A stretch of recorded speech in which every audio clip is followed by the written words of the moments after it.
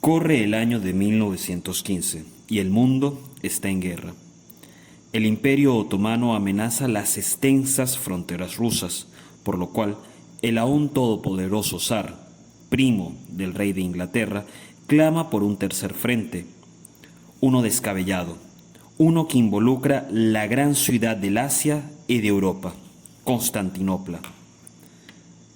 Tomar una ciudad más grande que Londres, París o Berlín significa vencer en la guerra. La sola idea de la campaña naval es inimaginable para los espíritus simples. Allí, una luz se extiende por las praderas a oscuras y se perfila para llevar a cabo la imposible tarea de conquistar cayos e islotes para tomar definitivamente la ciudad de Constantino. El candelabro estaba en manos de un héroe nacional. Su nombre será parte de la historia. Winston S. Churchill. Desde 1911 era el primer Lord del Almirantazgo y como tal hubo invertido millones para competir con la industria naval alemana, tratando de mantener a la flota real como la dueña indiscutible de los mares. En su palmarés, durante esta guerra, había ideado la famosa Batalla de las Malvinas, que destruyó la avanzada alemana sobre Suramérica, un territorio propicio para la conquista. Si alguien podía tomar la ciudad dorada, era él. Aún así, su estrategia fue un auténtico desastre.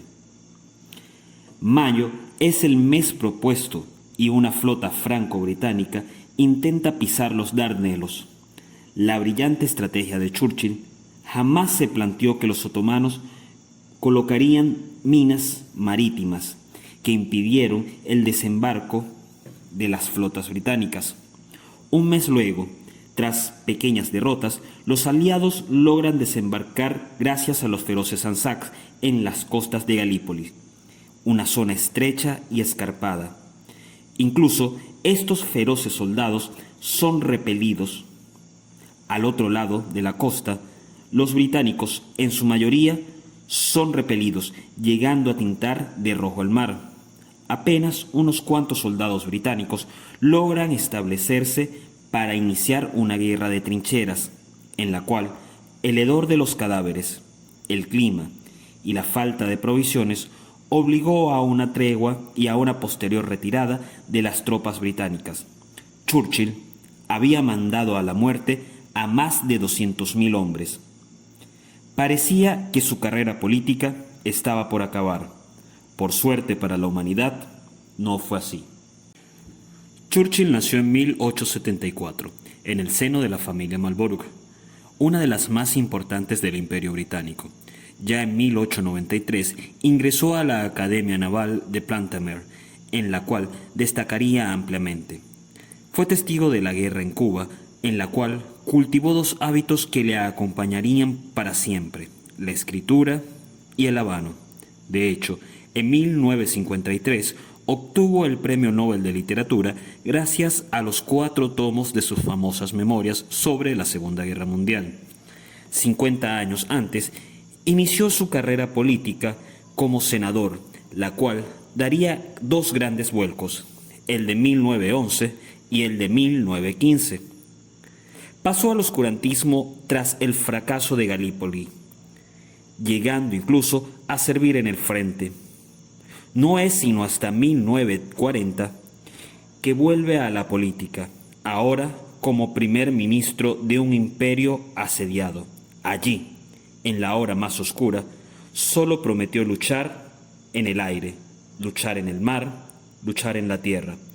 Prometió no entregar nunca su isla, solo prometió sangre, sudor y lágrimas. Hola, ¿qué tal, logofílicos y logofílicas del mundo libre unificado? Yo soy Fex López Álvarez y sean todos bienvenidos a la segunda temporada de Héroes, Villanos y Locos. Esta va a ser una temporada, al igual que la primera, de 6 capítulos, esta vez dedicada íntegramente a estrategas políticos, a grandes estrategas políticos, y cómo no iniciar con, si se quiere, uno de los más grandes de la historia, Winston S. Churchill. Este programa fue recomendado, al igual que el de Mehmet II, por el querido amigo Mauricio Rivas, quien desde hacía bastante tiempo nos estaba pidiendo un héroes, villanos y locos sobre Winston S. Churchill, y que bueno, al fin lo estamos realizando. Quisimos que fuera el primer programa de la segunda temporada, y por supuesto también agradecemos y saludamos a Gabriel Fernando Baute, quien no solo realizó la portada de esta edición, sino que además es un colaborador frecuente de nuestra emisión y que tiene un extraordinario podcast que, como siempre, les invito a visitar, el cual se llama En la esquina del Samán. Bien, hoy vamos a hablar un poco sobre Winston S. Churchill. Como en ediciones anteriores, como en la primera temporada de este podcast, Héroes, Villanos y Locos posee una metódica muy marcada en la cual nos dedicamos al análisis histórico, sociológico y a una investigación bastante amplia sobre el personaje o sobre la figura histórica a analizar, o a la figura histórica a reseñar, para no caer en la subjetivación y no poseer ningún tipo de pasionalidades en cuanto a nuestro análisis, sino por el contrario, demostrar fuera de toda pasionalidad, valga la redundancia, que este personaje puede ser considerado al mismo tiempo un héroe, tanto como un villano y como un loco. Al igual que lo vimos con Julio César, al igual que lo vimos con Oda Nobunaga, con Mehmet II, Napoleón, y por supuesto con nuestro primer programa, que fue aquel que dedicamos a Rasputín. Bien, si existe una figura histórica que pueda levantar distintas perspectivas, casi todas muy pasionales, es la del gran león Winston Churchill. Su origen es una fantasía conservadora, si se quiere, y es por mucho el hijo más ilustre de la aristocracia británica del siglo XX. Churchill es sin duda un hombre absoluto para la cultura británica de su tiempo. Su educación es exquisita, su carácter contiene cierta irreverencia tan británica necesaria para crear un antihéroe, es hijo de una llamada princesa del dólar, y es sin duda una de las personas con mayores capacidades dialécticas que ha conocido la humanidad. Y, citando a Levi Wittgenstein, los límites de mi lenguaje significarán los límites de mi mundo. Por tal motivo nos encontramos frente a un hombre preparado para conquistar el mundo, políticamente hablando. Claro, su carácter no era incólume y por el contrario le eran muy comunes accesos de violencia. Poseía cierta terquedad patológica, además de una incapacidad para socializar que luego cubriría con su gran praxis dialéctica, y un alcoholismo que, lejos de frustrar sus letras, trazos o palabras, fue un mecanismo de inspiración y lucidez que lo acompañó hasta el final de sus días. Los terrenos de la guerra son sombríos parajes de gran atracción para los hombres de mentes lúcidas. Julio César es, si se quiere, el primer gran corresponsal de guerra, un testigo real que vive y narra estos terribles hechos para que el resto de la humanidad conozca lo más fideligno posible lo que ocurre en cada frente de combate. No todos los periodistas pueden ser entonces auténticos héroes de la humanidad. Hito logrado por Winston S. Churchill, muy joven, al ejercer esa labor a los 21 años de edad en la Guerra de Cuba, en la cual abrazó la labor para el Daily Graphic en Londres, lo que repetiría en la India en las batallas contra los afganos al escribir para 3 periódicos y al mismo tiempo sus memorias sobre la Guerra de Malacán. Luego escribiría las Guerras del Río, lo que le valió cierto prestigio para ejercer la labor en la compleja Guerra de Sudáfrica, en la cual fue capturado. Hecho que, como para todo escritor que se vale de ser escritor, le sirvió de experiencia para escribir el London to Paysmith via Postorum, libro de la cual extrañamente no existe una edición íntegra en español, además de 2 textos más sin mucha relevancia. Esta labor y pasión siempre acompañó a Churchill por sus diferentes campos marciales o políticos, siendo claros sus 2 textos más famosos, los 6 monumentales tomos de la Primera Guerra Mundial o El Mundo en Crisis, y los 4 tomos de las Memorias de la Segunda Guerra Mundial, que le otorgarían el Premio Nobel de Literatura. Esta es la primera razón por la cual podemos considerar a Winston Churchill como un héroe. Ahora bien, militarmente Churchill no era un pelmazo. Sirvió en regiones complicadas como Malacat o Sudáfrica, especialmente en Sudáfrica, pues allí no solo fue capturado, sino que también se le disparó para luego de un mes escapar milagrosamente por sus propios medios, convirtiéndose así en un típico o un auténtico héroe de guerra, lo cual ratificaría luego de varios años luego, al volver a alcanzar las botas militares en el frente occidental durante la Primera Guerra Mundial, luego del catástrofe de Galípoli, frente en el cual sobrevivió a cientos de bombarderos, como si algo más grande en su vida le esperara. Políticamente, socialmente, incluso antropológicamente, Churchill era un conservador. Aún así, sus mayores aportes a la sociedad británica laboral las realizó siendo parte del Partido Liberal. Churchill, en su primer puesto político como parlamentario del Partido Conservador, abogó por un salario mínimo estatal, por jornadas laborales de 8 horas, una bolsa de trabajo estatal para trabajadores desocupados y un sistema de salud universal. Esto obviamente le granjearía una especie de rechazo en el Partido Conservador, pero sí le otorgaría un puesto en un futuro gobierno liberal. Y es que Churchill lograría convertirse en un héroe para las clases sociales cuando con los liberales es nombrado secretario de Comercio, llegando no solo a establecer todo lo que abogó, sino llegando un poco más allá, al establecer impuestos a los ricos y colaborar a la promulgación de una ley que otorgaría el derecho al voto a algunas mujeres de la sociedad británica. Cuarto motivo por el cual debemos considerar a Winston Churchill un auténtico héroe es que tras el desastre de Galípoli parecía que su carrera estaba agotada. Por suerte para la humanidad, Churchill no se amilanó y su síntesis crítica lo llevó en 1940 a ser nombrado por el mismísimo rey Jorge VI primer ministro del Reino Unido. La guerra contra Alemania estaba perdida. Eso parecía estar establecido en cualquier lógica. Sin embargo, Churchill soportó solo a Hitler gracias a las condiciones geográficas, a terribles errores alemanes, a su temple estoico transmitido a los hombres libres de Europa, a decisiones controversiales que solamente un héroe puede tomar, como el ataque a la flota francesa que impidió la toma de esta flota por el gobierno de Vichy, y claro, lo más importante, por lograr reunir a Stalin y a Roosevelt contra el enemigo en común de la humanidad. Famosos son los paseos de Winston Churchill por las ruinas de Londres, o una Londres en ruina, bombardeada todos los días, asediada todos los días por las fuerzas alemanas, por la Luftwaffe, que alentaron como héroes a los británicos, que los ayudaron a soportar como auténticos héroes a los alemanes, a soportar esta guerra terrible, como el mismo Churchill la soportó.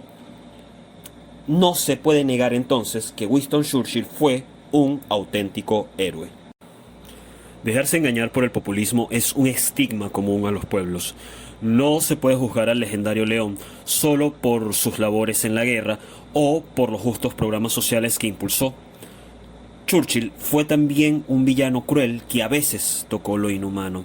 Esto lo demostró muy temprano en las terribles acciones contra los anarquistas en 1911. Allí un grupo de anarquistas, valga la redundancia ideológica, tras una reyerta con la policía, se atrincheraron en un edificio de Londres.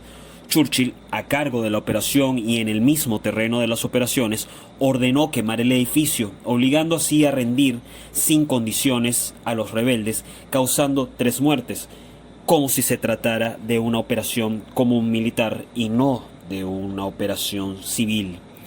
Otras de sus políticas de maldad o de crueldad exagerada fue la famosa enmienda a la nefasta y tristemente célebre esterilización forzosa a personas de debilidad mental que existía en Inglaterra desde 1908.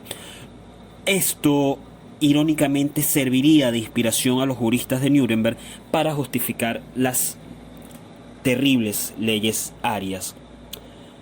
Otro factor por el cual podemos considerar a Churchill un villano, y este ya raya en esa débil frontera entre la locura y la crueldad, está Galípoli. Esta fallida estrategia de Churchill de tomar islotes y playas tiene terribles fallas de logística, de preparación y de conocimiento del terreno. Pero la peor de todas las fallas de esta operación o de esta campaña es la soberbia de Churchill, quien, sustentado solo por su ego, mandó a miles de hombres a la muerte en la campaña de Galípoli. Aquí, apoyado solo en su supuesta o en la supuesta superioridad militar, social y moral británica, Churchill dispuso a 4 muy grandes divisiones, pero al fin de cuentas 4, divididas entre hindúes, australianos, neozelandeses e ingleses, para dominar una península defendida por 15 divisiones a cargo de 2 generales, uno alemán, uno otomano, bastante capaces, que además estaban atrincherados en una zona que conocían a la perfección. Los aliados se adentraron en un embudo defendido de punta a punta por rivales que, a diferencia de los británicos, sí respetaban a sus enemigos. Y aunque el primer día de combate los aliados perdieron a 2000 hombres, Churchill, negado a toda realidad, se apegó a su plan hasta que el hambre, el frío y la falta de municiones obligaron a las pocas divisiones británicas que sobrevivían a pegar la vuelta. Estos son los motivos por los cuales Winston Churchill puede ser considerado un loco. O bien un villano. Sí, queremos con esta mención a Galípoli crear una especie de frontera entre la locura y la villanía de Winston Churchill, y que esta nos sirva de pie para iniciar la tercera parte del programa. ¿Por qué Winston Churchill puede ser considerado un loco? Pues bien, la primera vendría a ser la de Galípoli, pero también tendríamos que hablar del alcoholismo imperante en Winston Churchill. Este flagelo pudo sí ser un combustible para la prosa imponente del viejo león. Aún así, es bastante acertado certificar que mucha de la terquedad, tanto en 1914 como en 1940, corresponde a mantener el estómago y el cerebro lleno de alcohol, que nubla ciertamente algunas decisiones y que, por razones más que obvias, viene a desmeritar todo el comportamiento mental que tuvo Winston Churchill a lo largo de su vida. Otro factor o otro rasgo de locura en Churchill es su ambivalencia política y el pragmatismo populista con el que se envolvió durante toda su vida. Un historiador parlamentario inglés llamado Joseph Lewis Beckerville, muy leído, especialmente y muy citado por Jorge Luis Borges, señala una vez que Churchill realmente se interesó poco o nada por las poblaciones pobres, y que su movida legisladora, la de 1911, respondía más bien a su siempre hábil lectura de la sociedad británica y de la sociedad mundial, a la cual predispuesta o dispuesta a cambiar al liberalismo. Este pragmatismo cínico se manifestaría con alzas en Kamchatka, en la península de Kamchatka, en la famosa primera reunión, una de las famosas primeras reuniones con Joseph Stalin. Aquí Churchill dispuso en una gala de cinismo absoluta un brindis por las masas proletarias del mundo, a lo cual Stalin, que también sabía de cinismo, propone un brindis por el Partido Conservador Británico, es decir, una reunión de héroes, de villanos y de locos en la máxima cumbre del cinismo. Ya para terminar, la locura de Churchill se simplifica en lo que los asiduos a este podcast conocemos como la trampa 22. Churchill se hizo un nombre y encontró su sino en el ejército. La trampa 22 nos enseña que solo un loco puede ir a la guerra, o solo puede querer ir a la guerra aquel que esté loco. Winston Churchill estuvo en 3. Y si bien en 2 de ellas ejerció una labor que exige cierta lucidez, no se puede negar que esta afectó la mentalidad de Churchill, demostrado también en quien fue quien llamó las armas acertadamente contra Alemania antes de 1938 y con un desacierto total y un desapego absoluto a la realidad o a las mismas lecturas que él siempre pudo hacer, en contra de la Unión Soviética en 1954. Churchill es una figura que roza lo mítico. Es complejo hablar de él, pues es un héroe moderno. Al mismo tiempo, un villano silencioso y un loco lúcido en una edad de locos absolutos. Es, sin duda, la figura británica más importante de la primera mitad del siglo XX. Es por tal, un perfecto héroe, villano y loco. Bien, con esto vamos a finalizar este primer programa de esta segunda temporada de Héroes, Villanos y Locos. Fue un auténtico placer conversar con ustedes sobre este controversial genio de la política, de las letras y un estratega militar que, si bien puede ser calificado como brillante, también tuvo grandes estigmas en su vida. Repitiendo, fue para mí un inmenso placer trabajar para ustedes y agradecer, por supuesto, a todas las personas que hicieron posible este podcast. Nos escuchamos la semana que viene. Adiós, logofílicas y logofílicos del mundo libre unificado.